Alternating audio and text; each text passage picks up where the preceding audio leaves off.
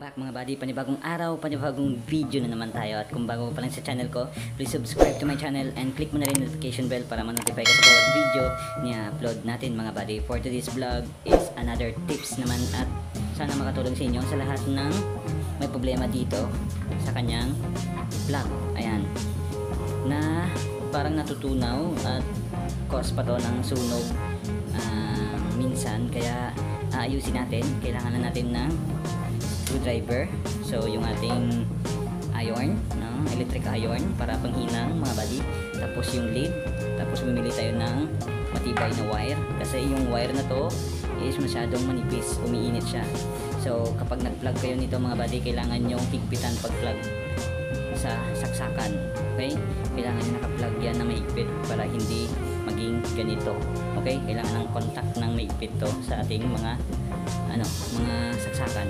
So ayan, kailangan natin. Bumili ako, napakamahal ng brand to, Royal ng brand to. So basta ganito, yan yung gagamitin natin sa pliers. Tapos ito pang linis natin sa likod ng ating tawag dito, heater. Okay? So ayusin natin yung camera.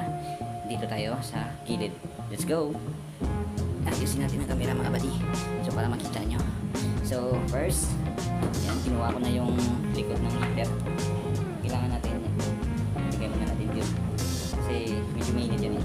Kailangan natin ng screwdriver para makuha yung siyempre ilagay natin. At kumuha din ako pala ako ng ganito, yung parang mga wire protector, insulator kumbaga mga buddy. Ayan, so may tatlong nandito eh, itong screw. So gamit na tayo ng screwdriver. Ayan, so nakikita nyo mga buddy. Ayan, so dandaan na natin kunin. Tapos may insulator din siya, so ito yung ating hihinangin or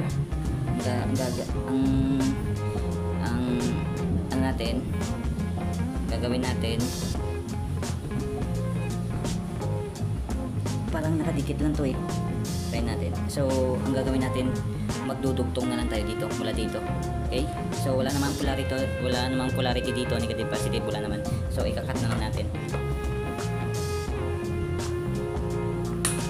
Okay? So cut natin ito. Huwag nyong pantayin mga buddy pag nag-cut kayo ng wire para hindi siya mag-short circuit. Yung isa pahabaan nyo lang mga buddy.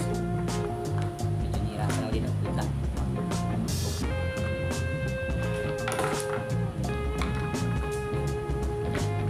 Yung isa dito ko na puputulin. Okay? Para magkalayo sila mga buddy. Hindi naman tayo expert mga buddy, pero DIY lang to. So ayan, nakuha ko na. Nakuha na natin yung lumang plug. So kailangan kong ito, kuha lang tayo dito ng maliit, i-attach natin dito.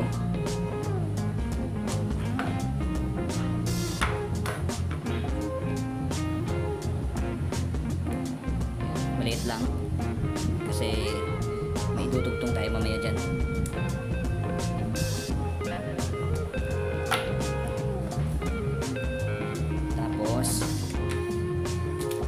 Ito, kakat na natin dito.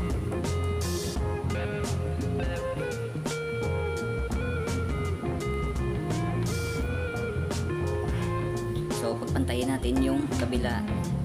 Ayan. So dito, so ayan, dito tayo. Tapos ayan, dito ikakat natin isang linya na to para magpantay. So dito tayo kukuha.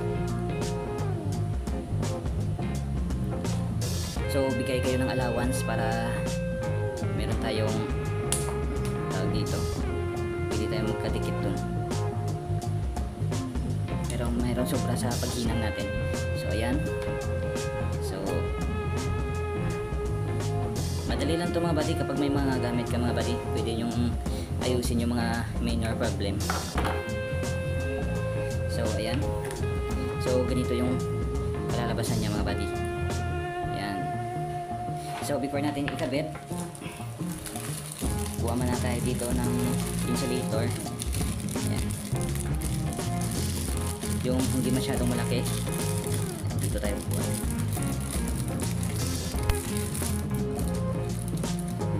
yellow. I like red, kaya red yung pinili natin. So ipapasok natin dito. Yan, pasok natin dyan. Tapos isang yellow. Bilang oh, red, yellow, green, rasta. So yan. So unahin natin to kabit.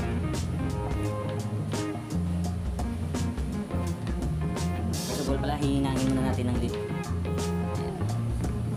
Hinangin muna natin to. Hindi tayo expert dito pero try natin our best.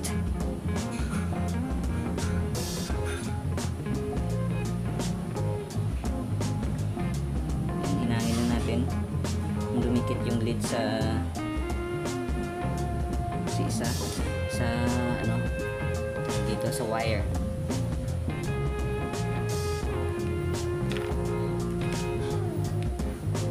Natutunan ko lang to sa ano pagkukumpuni ng mga ganito sa tatay ko. Electrician kasi yung tatay ko mga buddy.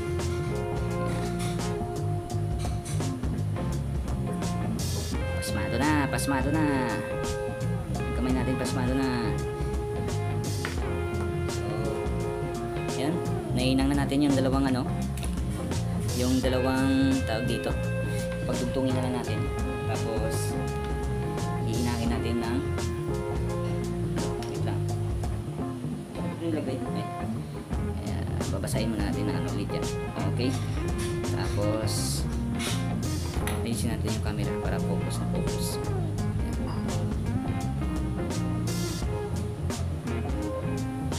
Lutuin natin ng maayos para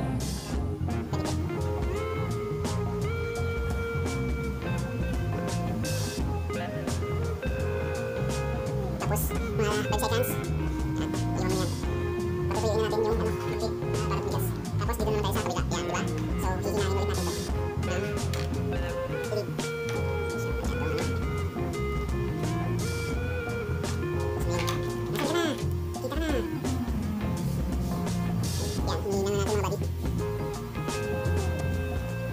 Tapos, isa naman.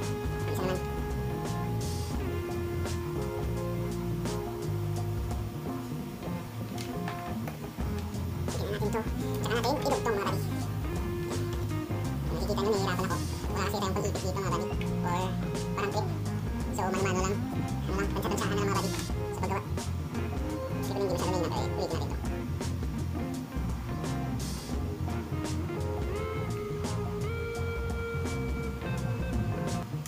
Tapos, pagdugtong na natin silang dalawa. Medyo lumalaban yung kabila. Medyo lumalaban yung kabilang panid. Wait lang, ayusin natin. Medyo lumalaban yung kabilang panid mga buddy.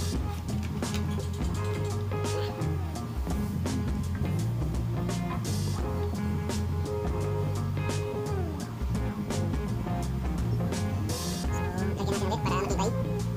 Yung tukinan natin.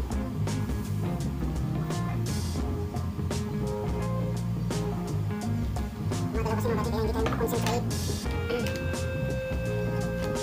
Diyan ka na, wag kang lumalaw please. Kasama ka na magsama.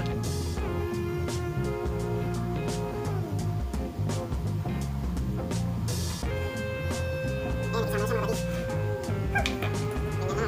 Alam mo sa tingnan mo, nakakadali pero medyo mahirap din pala.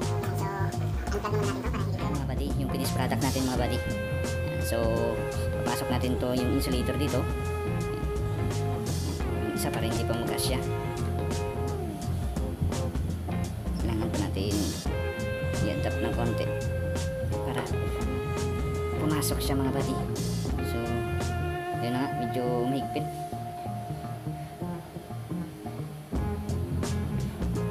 Medyo malaki yata yung pagkakaano ko, yung pagkakahinang ko mga buddy.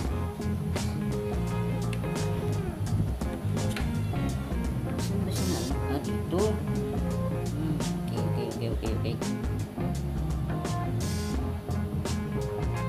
Okay. Ayan mga buddy. Yan yung finished product natin. So, wala tayong lighter. Tapos sunugin natin yung mga buddy.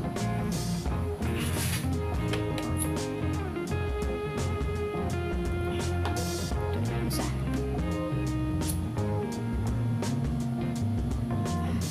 Okay.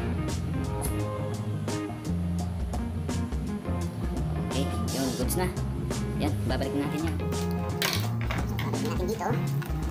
Saan siya kanina nakapwesto. So,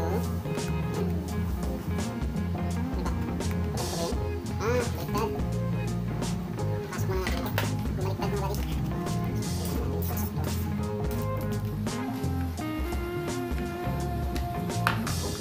Okay. Next natin, ito. Ito naman. So, open lang natin to.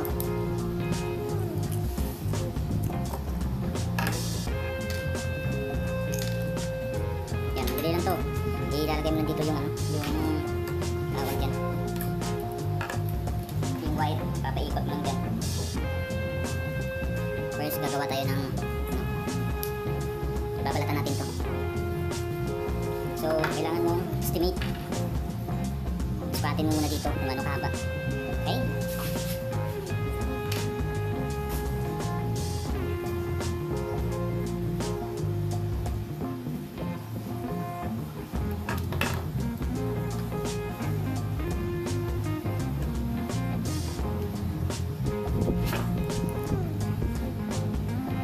Open lang dito. Tapos, panabala kung nung paglagay yung gusto mo ng ganito. Meron din yung ibang ginaganyan. Pinahati ito. Tapos, lalagay mo ganyan. Pwede din yan mga buddy. So, yan yung gagawin din natin na technique. Dito, hindi ko na pinakita mga buddy. Ayun o.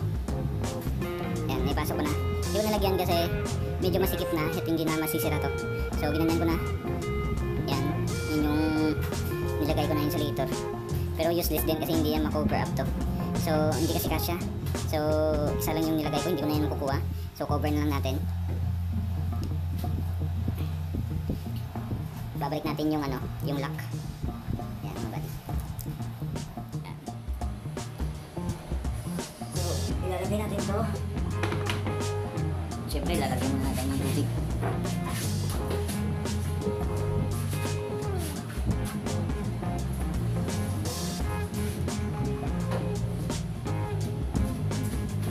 Yan mga buddy, may tubig na. So, pasok natin dyan. Dito mo nalaman kung i-on o hindi. So, sasaksak. Sasaksak natin. Sobrang haba kasi. Yan. Haba natin mga buddy. Sasaksak.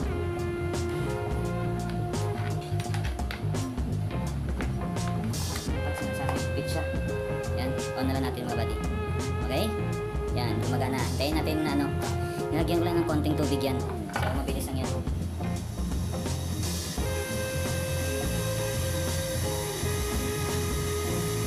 Okay? Ayan. Kumukulo na siya mga buddy. So, successful tayo sa ating paggawa ng ano, nag-DIY tayo. So, maraming salamat sa lahat ng nanonood and don't forget to like, share, comment, and subscribe sa ating channel mga buddy. Maraming salamat sa nanonood and see you in the next vlog. Mga tips dito, tapos mga pagpupumpuni ng mga motor, something. Ayan. So, maraming salamat and see you in another vlog mga buddy.